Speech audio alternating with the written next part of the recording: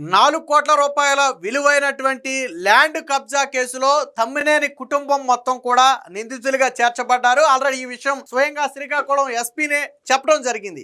అయితే ఆ రోజు ఆదివారం నాడు ప్రెస్ మీట్ జరిగితే సోమవారం ఉదయం తెల్లారిగట్ల 3 గంటల ప్రాంతంలో తమ వాహనాలు, ఎలక్ట్రానిక్ గాడ్జెట్స్, అలాగే మొబైల్స్ అన్నీ కూడా వదిలేసి ఒక ప్రైవేటు వాహనంలో కుటుంబం మొత్తం కూడా పరారైపోయారు. ఎక్కడ ఉన్నారు అనేది ఇప్పటి వరకు ఎవరికీ తెలియదు. అయితే వీళ్ళు ఇక్కడ నుంచి పారిపోయి తెలివిగా ముందస్తు బెయిల్ కోసం కోర్టుకు వెళ్ళారు. ఒక రకంగా ముందస్తు బెయిల్ కూడా కాదు, క్వాష్ పిటిషన్ వేశారు. అంటే ఈ కేసు పూర్తిగా తప్పుడు కేసు, మా మీద రాజకీయ కక్షతో పెట్టారు కాబట్టి ఈ కేసును కొట్టివేయండి అని చెప్పి తమ్మినేని కుటుంబం పారిపోయి హైకోర్టును అయితే ఆశ్రయించారు. దీంట్లో హైకోర్టు తరపున, ప్రభుత్వ తరపున కూడా లాయర్లు అయితే వాదన వినిపించారు. అయితే నిన్న హైకోర్టు నుంచి కూడా తమ్మినేని సీతారాంకి రక్షణ దొరకలేదు. ససేమిరా రక్షణ కల్పించడానికి కోర్టు ఒప్పుకోపోవడమే కాదు, కోర్టు కొద్దిగా ఘాటైన వ్యాఖ్యలు కూడా చేసింది. అసలు మీరు ఈ భూమి కొన్నారు అంటున్నారు కదా, కొంటే ఎలా కొన్నారు? డబ్బులు ఇచ్చి కొన్నారా, చెక్ ఇచ్చి కొన్నారా? డబ్బులు ఇచ్చి కొంటే ఆధారం ఏంటి, చెక్ ఇచ్చుకుంటే ఏ అకౌంట్లో డిపాజిట్ చేశారు? అసలు మీరు ఏ అకౌంట్ నుంచి డ్రా చేసి వాళ్ళకు డబ్బులు ఇచ్చారు? ఎందుకంటే 37 లక్షల రూపాయలు కొన్నాము అని చెప్పి నిన్న కోర్టులో చెప్పారు వాళ్ళు. సో 37 లక్షల రూపాయలు ఎక్కడి నుంచి తెచ్చారు మీరు? మన ఇంట్లో 37 లక్షల డబ్బులు అయితే పెట్టుకోం కదా క్యాష్. సో ఏ అకౌంట్ నుంచి డ్రా చేశారు, ఏ అకౌంట్కి ట్రాన్స్ఫర్ చేశారు? దాన్ని నిరూపించే ఆధారాలు మొత్తం కూడా కోర్టు ముందు ఉంచండి అని చెప్పి నిన్న కోర్టు ఆదేశించింది. అదే సమయంలో ఇంకో మాట కూడా చెప్పింది. సో ఇప్పుడున్నటువంటి పరిస్థితుల్లో రక్షణ కల్పించడం కానీ, కేసును కొట్టివేయడం కానీ జరగదు. కేసు ప్రాథమిక విచారణ దశలో ఉంది. సో ఆరోపణలు వచ్చింది మీ మీద కాబట్టి దాన్ని నిరూపించుకోవాల్సిన బాధ్యత మీ మీదే ఉంటుందని చెప్పి నిన్న కోర్టు కూడా వ్యాఖ్యానించింది. దీంతో హైకోర్టు రక్షణ కూడా కరువైంది. అయితే హైకోర్టు ఒక వెసులుబాటు కల్పించింది. ఏంటంటే మీకు నిజంగా భయం ఉంది, అరెస్టు చేస్తారు, లేకపోతే ఇంకో భయం ఉంటే ముందస్తు బెయిల్ పిటిషన్కి వేసుకోండి, దాని మీద విచారణ చేసి అప్పుడు అందులో వాదనలో పస ఉంటే అప్పుడు ముందస్తు బెయిల్ గురించి ఆలోచిద్దాం తప్ప ఇప్పుడు మాత్రం బెయిల్ పిటిషన్ మీకు రక్షణ కల్పించడానికి కానీ, నోటీసులు ఇవ్వడానికి తమ్మినేని తరపు లాయర్ ఇంకో మాట కూడా అడిగాడు. ఆ ఫోర్జరీకి మాకు సంబంధం లేదు, ఆ రజనీ అనే మహిళ భూమి అమ్మింది, మేము కొనుక్కున్నాము, మా తరపు కొనుక్కున్నారు. సో మాకు భూమి అమ్మకం వరకు మాత్రమే మాకు సంబంధం, ఆ ఫోర్జరీలకి, ఆ ఫేక్ డాక్యుమెంట్లు సృష్టికి వాటికి మాకు సంబంధం లేదని చెప్పి తమ్మినేని సీతారాం తరపు లాయర్ కూడా చెప్పే ప్రయత్నం చేశాడు. బట్ కోర్టు మాత్రం అగ్రీ చేయలే. ఎందుకనంటే వాస్తవానికి తమ్మినేని సీతారాం ప్రమేయం లేకుండానే ఇంత తతంగం నడుతుందా? ఎక్కడో పక్క రాష్ట్రం నుంచి ఒక మహిళ వచ్చి ఇక్కడ ఏకంగా డెత్ సర్టిఫికేట్ సృష్టించి, ఫ్యామిలీ మెంబర్ సర్టిఫికేట్ సృష్టించి ఆ భూమిని తమ్మినేని సీతారాం కొడుకు మాత్రమే ఎందుకు అమ్మాలి? వేరొకరికి అమ్మొచ్చు కదా. అసలు ఫస్ట్ ఆ మహిళ ఇక్కడ మహిళ కాదు కదా. సో నిన్న కోర్టు కూడా ఏంటంటే దీంట్లో అగ్రీ చేయాల. మీ మీద ఆరోపణలు వచ్చాయి, నిరూపించుకోవాల్సిన బాధ్యత మీది. మీరు కొన్నాము అంటున్నారు కాబట్టి ఎలా కొన్నారు అనేది కోర్టు ముందు డాక్యుమెంట్ ఉంచండి, డాక్యుమెంట్ ఎవిడెన్స్ ఉంచండి మా దగ్గర అని చెప్పి కోర్టు చెప్పడంతో వైసీపీ అంటే తమ్మినేని సీతారాం తరపు లాయర్ కూడా ఏమీ మాట్లాడలేని పరిస్థితి.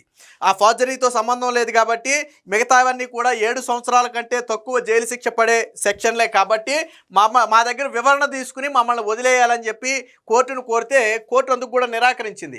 కేవలం వివరణ తీసుకుని వాళ్ళని వదిలేయాలని పోలీసులకు ఆదేశాలు ఇవ్వడానికి కోర్టు కూడా ఒప్పుకోలేదు. సో అంటే ఆల్మోస్ట్ తమ్మినేని సీతారాం అరెస్టు కాకుండా అడ్డుకునే అన్ని ద్వారాలు మూసుకుపోయాయి. ఇంకా ఏదన్నా సుప్రీంకోర్టుకు వెళితే మనం చెప్పలేం కానీ అక్కడ ఏం జరుగుద్దో. ఇప్పటి వరకు అయితే తమ్మినేని సీతారాంకి అరెస్టును అడ్డుకోవడానికి కోర్టు ప్రయత్నాలు కూడా విఫలమైన నేపథ్యంలో ఆచూకీ తెలిసిన మరుక్షణమే పోలీసులు అరెస్టు చేయడానికి అయితే రంగం సిద్ధం చేశారు. ఆల్రెడీ బృందాలుగా ఏర్పడి తమ్మినేని సీతారాం గురించి అయితే ఎంక్వైరీ చేస్తున్నారు. ఆల్రెడీ మొన్న కూడా నేను చెప్పా, తమ్మినేని సీతారాం ఇప్పుడు వారిపోయి తర్వాత కోర్టులో కనపడతాడని చెప్పా. అన్నట్టుగానే నిన్న కోర్టులో పిటిషన్ వేశారు. కాకపోతే అక్కడ కూడా తమ్మినేని సీతారాంకి అయితే రక్షణ రాలేదు. దీనికి సంబంధించినటువంటి వార్త ఒకటి వచ్చింది, ఒకసారి చూద్దాం కోర్టు ఏమందో. వైకాపా నేత తమ్మినేనికి హైకోర్టులో ఎదురు దెబ్బ. మీకు మీ కుటుంబ సభ్యులకు అరెస్టు నుంచి రక్షణ కల్పించలేం, డబ్బులు ఇచ్చి ఆస్తి కొన్నామని ఆధారాలు చూపించండి, ఫోర్జరీ అక్రమ రిజిస్ట్రేషన్ కేసులో న్యాయమూర్తి స్పష్టీకరణ. సో విన్నారు కదా, కోర్టు చాలా స్పష్టంగా చెప్పింది. సో మీరు డబ్బులు ఇచ్చి కొన్నామని చెప్పారు కదా, దాని ఆధారాలు ఏంటో కోర్టు ముందు చూపించండి అని చెప్పి కోర్టు స్వయంగా వ్యాఖ్యానించడంతో పాటు ఫ్యామిలీలో ఎవరికి కూడా మేము రక్షణ కల్పించలేమంటే ఆల్మోస్ట్ ఫ్యామిలీ అందరి ఇన్వాల్వ్మెంట్ ఉందని ఏదైతే పోలీసులు చేసినటువంటి వాదన ఉందో ఆ వాదనతో కోర్టు ఏకీభవించినట్టుగానే తెలుస్తుంది. వైకాపా నేత మాజీ స్పీకర్ తమ్మినేని సీతారాం, ఆయన సతీమణి వాణి, కుమారుడు వెంకట మంచంపాట శ్రీరామ్, చిరంజీవి నాగ్లకు హైకోర్టులో ఎదురు దెబ్బ తగిలింది. 4 కోట్ల విలువైన భూమిని ఫోర్జరీ దస్త్రాలతో నాగు పేరుపై అక్రమంగా రిజిస్ట్రేషన్ చేయించుకున్నారంటూ కట్టా జయకిషోర్, ఎవరైతే కట్టా లింగేశ్వరరావు, కనకలింగేశ్వరరావు కొనుక్కున్నాడో ఆయన కుమారుడు కట్టా జయకిషోర్ అనే వ్యక్తి ఇచ్చిన ఫిర్యాదు మేరకు శ్రీకాకుళం పోలీసులు నమోదు చేసిన కేసులో అరెస్టు నుంచి వారికి రక్షణ కల్పించేందుకు హైకోర్టు నిరాకరించింది. పిటిషనర్లకు నోటీసులు ఇచ్చి వివరణ తీసుకోవాలని పోలీసులను ఆదేశించలేమని తేల్చి చెప్పింది. కేసును కొట్టివేయాలంటూ పిటిషనర్లు వేసిన క్వాష్ పిటిషన్లో అరెస్టు నుంచి రక్షణ కల్పిస్తూ మధ్యంతర ఉత్తర్వులు కూడా ఇవ్వలేమని చాలా స్పష్టంగా చెప్పింది. అంటే కేసు ప్రాథమిక దశలో ఉంది, ఆరోపణలు చాలా బలమైన ఆరోపణలు ఉన్నాయి కాబట్టి ఈ దశలో మేము జోక్యం చేసుకోలేము.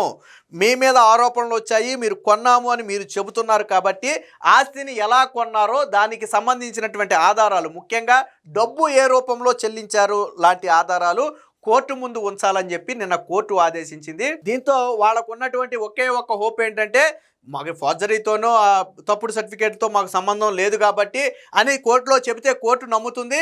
మిగతావన్నీ కూడా అక్రమంగా రిజిస్ట్రేషన్ చేయించుకోవటం ఇవన్నీ కూడా 7 సంవత్సరాల కంటే లోపు జైలు శిక్ష ఉన్నటువంటి నేరాలు కాబట్టి పెద్దగా మనకి ఇబ్బంది ఉండదు, నోటీసులు ఇచ్చి వదిలేస్తారని వీళ్ళు భావించారు. బట్ కోర్టులో మొత్తం కథ అడ్డం తిరిగింది. ప్రభుత్వ తరపున చాలా బలంగా వాదన వినిపించారు. ఆ రోజు స్పీకర్గా ఉన్నాడు ఆయన, తనయుడు కాబట్టే చిరంజీవి ఇన్ఫ్లుయెన్స్ చేయగలిగాడు.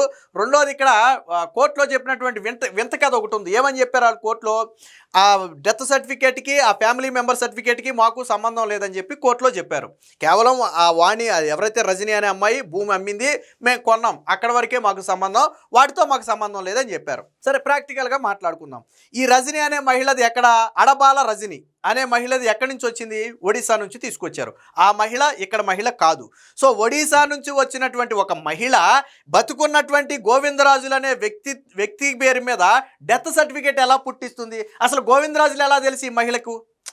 ఎక్కడో ఒడిశా నుంచి వచ్చిన మహిళకు గోవిందరాజులు ఎలా తెలుసు? గోవిందరాజులు అనే ఒక వ్యక్తి ఉన్నాడు, ఆ వ్యక్తికి ల్యాండ్ ఉంది, ఆ వ్యక్తిని చంపేసి ఫ్యామిలీ మెంబర్ సర్టిఫికేట్ తీసుకుని నేను భూమి కొట్టేయచ్చు, ఎలా తెలుసు? తెలవదు కదా.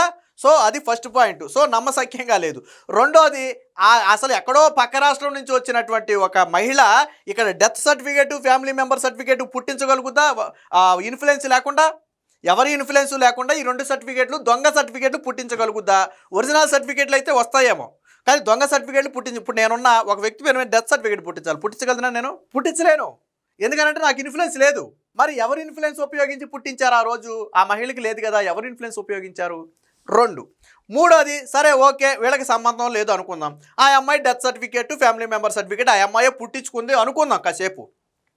అప్పుడు తమ్మినేని సీతారాంకే ఎందుకు అమ్మాలి? ఎవరికైనా అమ్ముకోవచ్చు కదా. తమ్మినేని సీతారాం కొడుకే ఎందుకు అమ్మాలి? ఆ భూమిని ఎవరికైనా అమ్ముకోవచ్చు కదా, అంతే కదా. ఇప్పుడు ఆ అమ్మాయి దొంగ సర్టిఫికేట్లు పుట్టించేసుకున్నప్పుడు అవసరమైతే ఆ అమ్మాయి పేరు మీద రిజిస్ట్రేషన్ చేయించుకుని అలా పెట్టుకోవచ్చు, లేదా వేరొకరికి అమ్ముకోవచ్చు కదా. తమ్మినేని సీతారాంకే ఎందుకు అమ్మాలి? ఆయన కొడుకే ఎందుకు అమ్మాలి? సో కాబట్టి ఇలాంటి లాజిక్లు కోర్టులో చెప్పడానికి బాగుంటాయి తప్ప ప్రాక్టికల్గా నమ్మటానికి బాగుండవు. ఇప్పుడు నేను చెప్పిన పాయింటే కదా, ఎక్కడో పక్క రాష్ట్రం నుంచి వచ్చిన మహిళకు ఈ గోవిందరాజులు అనే వ్యక్తి ఎలా తెలుసు? ఒకటి, తెలిసినా సరే death certificate, family member certificate పుట్టించే ఇన్ఫ్లుయెన్స్ ఎక్కడిది? మూడోది, పుట్టించినా సరే ఎందుకు తమ్మినేని సీతారాం కొడుకే అమ్మాలి? వీటికి సమాధానం ఉందా?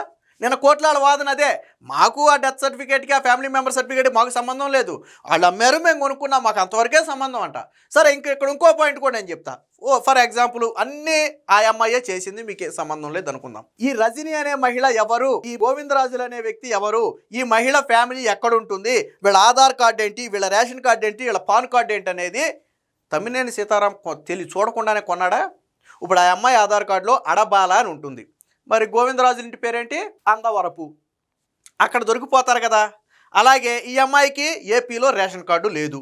మరి రేషన్ కార్డు ఎందుకు లేదని ఎందుకు అడగలేదు? అలాగే ఈయన తండ్రి అని చెబుతున్నటువంటి గోవిందరాజులు అక్కడ వ్యక్తే కదా. తమ్మినేని సీతారాం కనీసం ఎవరి గోవిందరాజులు చనిపోయాడంటానికి కనీసం ఆరా తీరా? ఎవరి ఫ్యామిలీ నుంచి ఈ అమ్మాయి వచ్చింది గోవిందరాజులు అని చెప్పుకుంటుంది. గోవిందరాజులు ఎవరని తమ్మినేని సీతారాం ఆరా తీయడా? సరే, అది కూడా పక్కన పెట్టు. రిజిస్ట్రేషన్ అప్పుడు 5 లక్షలు దాటితే నువ్వు 37 లక్షలు కొన్నావని నువ్వే చెప్పావు. 5 లక్షలు దాటితే పాన్ కార్డు ఖచ్చితంగా ఇవ్వాలి. మరి రజనీ అనే మహిళ పాన్ కార్డు ఇవ్వలేదు. ఎందుకు ఇవ్వలేదు?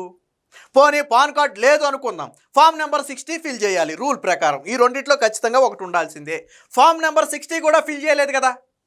మరి నువ్వెలాగా రిజిస్ట్రేషన్ చేయించుకున్నావు? నువ్వు నాకు అర్థం కాల. నువ్వు ఆ మహిళ ఎవరో నీకు తెలియదు అంటావు, ఆ సర్టిఫికేట్ లేదో నీకు తెలియదు అంటావు. కనీసం నువ్వు రిజిస్ట్రేషన్ చేయించుకునేటప్పుడు ఈ అమ్మాయి ఇంటి పేరేంటి, ఆధార్ కార్డు ఏంటి, పాన్ కార్డు ఏంటి, ఓటర్ ఐడి ఏంటి, కనీసం నువ్వు చెక్ చేయాలి కదా. అట్లీస్ట్ ఎందుకు ఈ అమ్మాయి ఆ పాన్ కార్డును ఫామ్ నెంబర్ 60 ఫిల్ చేయలేదని నువ్వు అడగాలి కదా. అది తప్పుడు రిజిస్ట్రేషన్ అని నీకు తెలుస్తుంది కదా. అవి ఇవ్వకుండా రిజిస్ట్రేషన్ చేయడం తప్పని తెలుసు కదా. మరి ఎంత చిన్న లాజిక్ ఎలా మర్చిపోయావో తమ్మినేని సీతారాం, కోర్టులో అలాంటి అడ్డగోలు వాదన చేసావు. కోర్టులో ఏం పిచ్చే కాదు కాబట్టే ఈ రోజు నీకు రక్షణ కల్పించలేమని చెప్పింది. అంటే ఈ స్కామ్ మొత్తం తమ్మినేని సీతారాంకి తెలిసే జరిగింది. ఆ రోజు స్పీకర్గా ఉన్నాడు, పవర్లో ఉన్నాడు కాబట్టి, వాళ్ళ పార్టీ పవర్లో ఉంది కాబట్టి దాన్ని ఉపయోగించి సబ్ రిజిస్టర్, ఎక్కడో పక్క రాష్ట్రం నుంచి వచ్చిన మహిళ సబ్ రిజిస్టర్ని మేనేజ్ చేయగలుగుతా, సబ్ రిజిస్టర్ని మేనేజ్ చేయగలుగుద్దా? అసలు ఆ అమ్మాయికి భాష వచ్చో లేదో కూడా మనకు తెలియదు. సబ్ రిజిస్టర్ని ఎలా మేనేజ్ చేస్తుంది? మరి ఎలా చెప్పారు కట్టుకథలు, కోర్టులో కట్టుకథలు ఎలా చెప్పారు నాకు అర్థం కాల. అంటే ఈ మొత్తం కథ వెనకమాల ఉన్నది తమ్మినేని సీతారాం కుటుంబమే. వాళ్ళే ఇన్ఫ్లుయెన్స్ చేశారు, వాళ్ళే మహిళను తీసుకొచ్చారు, వాళ్ళే దొంగ డెత్ సర్టిఫికేట్ పుట్టించారు, వాళ్ళే దొంగ ఫ్యామిలీ మెంబర్ సర్టిఫికేట్ పుట్టించారు, వాళ్ళే దొంగ రిజిస్ట్రేషన్ కూడా చేయించారు. వీళ్ళన్నీ చేయించింది ఆ రోజు పవర్ ఉండబట్టే. నేను కోర్టు కూడా అడిగింది, పోలీసుల్ని లాయర్ని అడిగింది, ఏమని తమ్మినేని సీతారాం కొడుకు పేరు మీద రిజిస్ట్రేషన్ జరిగితే తల్లిదండ్రి అయినటువంటి తమ్మినేని సీతారాంని వాణిని ఎందుకు చేర్చారని అడిగితే వాళ్ళు పోలీసుల తరపు కూడా సమాధానం చెప్పారు. తమ్మినేని సీతారాం ఆ రోజు స్పీకర్గా ఉన్నాడు కాబట్టి, ఆయన పవర్ ఉంది కాబట్టే ఆ పవర్ను ఉపయోగించి చేయగలిగారు తప్ప తమ్మినేని సీతారాం కొడుకే ఉంది చేయడానికి. ఆయన ఎమ్మెల్యేనే ఎంపీనా చేయడానికి కాదు కదా. ఎవరు పవర్లో ఉన్నారు? తమ్మినేని సీతారాం ఉన్నాడు, అంటే తండ్రి ఉన్నాడు. తండ్రి పవర్ను ఉపయోగించే కదా ఇది మొత్తం చేసింది. అందుకనే వాళ్ళని చేర్చామని చెప్పారు. అంటే కుటుంబం మొత్తం కూడా ఈ స్కామ్లో ఇన్వాల్వ్ అయి ఉన్నారు. సో సరే, ఇదంతా కోర్టులో తేలాల్సి ఉందనుకోండి, పోలీసుల దగ్గర అయితే పక్క ఆధారాలు ఉన్నాయి. కోర్టు కూడా నేను ఏం చెప్పింది, మీరు కొన్నారన్నారు కదా, డాక్యుమెంట్స్ ఏమన్నాయో పట్టరండి అని చెప్పి నిన్న కోర్టు కూడా చెప్పింది. ఈ సంబంధించిన మరొక వార్త కూడా ఉంది, ఒకసారి చూద్దాం.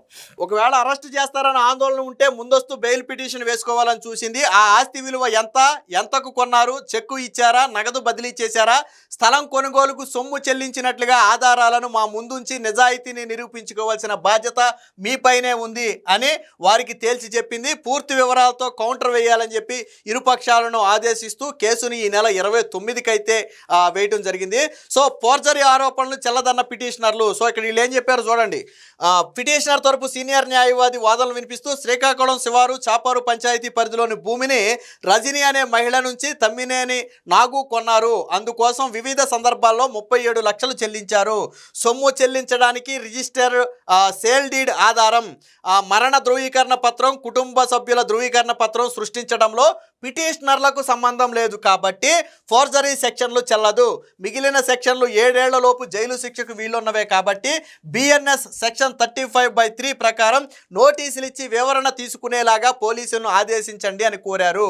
పోలీసుల తరపు వాదనలు కూడా వినిపిస్తూ కోట్ల రూపాయల ఆస్తిని కాజేసేందుకు పిటిషనర్లు మరికొంతమందితో కలిసి కుట్రపూరితంగా వ్యవహరించారు.